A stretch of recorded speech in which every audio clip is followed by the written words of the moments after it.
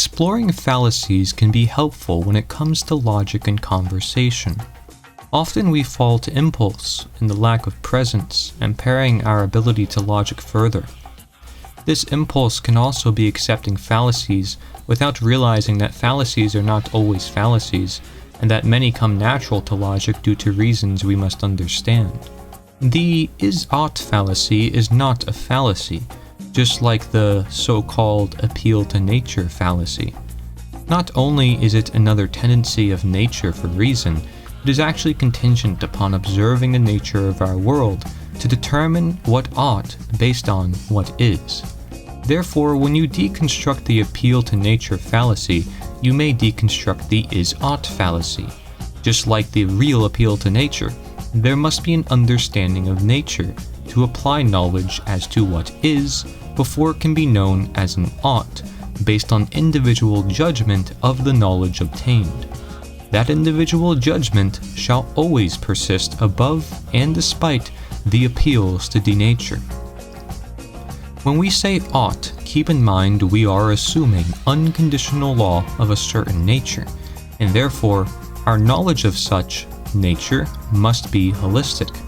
This brings us to understand that other is-oughts must coexist with other is-oughts for the most holistic knowledge. This also means that an is-ought is often not enough information alone. If we apply the nature dynamic, we can better apply the same reasoning behind is-ought with a better tool of cognition, what I shall call recognition, recognition, reforming the deceiving nature of fallacies into the clearer nature of perspective, essentially a form of my productivism. We won't only view things on our own value of a nature, we will simply view things according to its intended function and effects. And synderesis and teleology tells us more. There's a time and a place for everything, and we should not throw the baby out with the bathwater or make broad assumptions without specification. Perspective, improvising, and specification are all forms of circular reasoning because it is restating, like recognizing. It's more obvious when the words are interchangeable, forward and back. That is this, so this is that. And there is no problem with this so long as the correlation remains true. Since we are bound to improvising, circular reasoning is inevitable. Can it deceive? One would have to look past perspective and toward the evidence. But perspective can help see the evidence. Correlation isn't always causation. You can provide many perspectives on anything, truthful or not.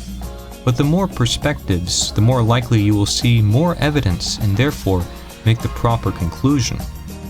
The question is of focus and timely application. The other option is to be a robot and repeat yourself, if not convincing yourself of your programming. These are two extremes which must be seen from an outside perspective, a greater evidence. That requires escaping circular reasoning to the best of our ability. In other words, seeking totally new or different perspectives, putting ourselves in others' shoes, not limiting assertions. Since humans get tied up in their beliefs, and they also generally seek good, these fallacies covered are often natural, and the awareness of such never hurts, but can often act as a distraction or scapegoat. Rather than identifying a fallacy, an individual should ask for specification upon definitions, then reason upon response. It's very much irrational to think that just because natural things could be bad, we can't consider something coming from nature or being caused naturally as essential. People are so quick to jump to the assumption of repeatedly saying that an appeal to nature is a fallacy, yet they completely disregard or excuse the appeal to deliberately denature. For example, a vegan will justify B12 supplements, ignorant that there is already a superior and natural source. My video debunking many examples is provided as shown and in the description below.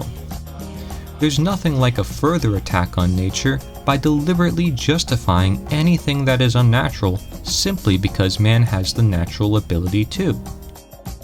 Little do they know they are using the same exact appeal to nature that they attack, as they also claim to know the nature of the appeal to nature. They can't help the contradiction because they can't escape nature. Let the evidence be shown, as always, that nature is the answer.